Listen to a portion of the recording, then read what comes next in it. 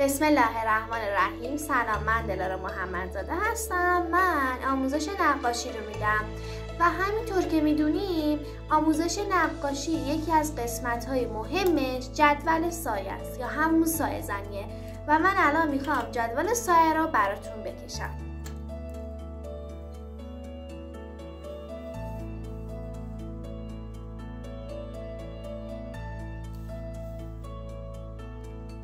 جدول سایه ما 10 قسمته. برای همین ما این جدول رو 10 قسمت میکنیم.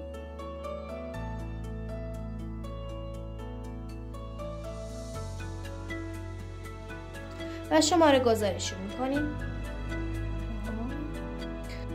اولین قسمت جدول سایه پررنگ ترین میشه چون قسمت اوله، پس ما سعی میکنیم خیلی پررنگ بزنیم.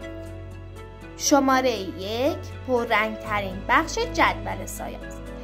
ما هر چقدر داریم میریم جلوتر باید 1 درجه از این قسمت ها کم رنگ تر باشه. برای همین ما سعی میکنیم که 1 درجه از قسمت سایه شماره 1 کم رنگ تر باشه.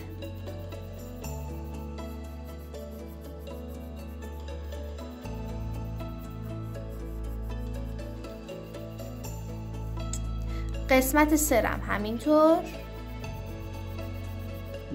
به همین شکل که ما ادامه میدیم کمرنگ و کمرنگ تر میشه.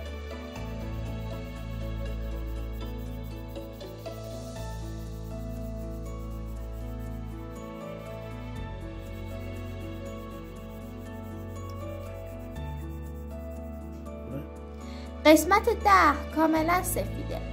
من الان میخوام بدون جدول خودم یه سایه بزنم. اینجا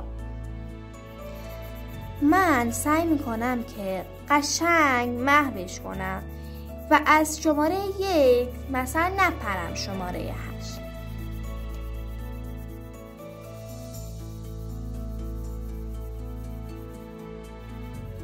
چیزی که مهمه اینه که ما میگیم همیشه محو باشه و برای همین نباید از درجه 1 یهو بپریم درجه 5.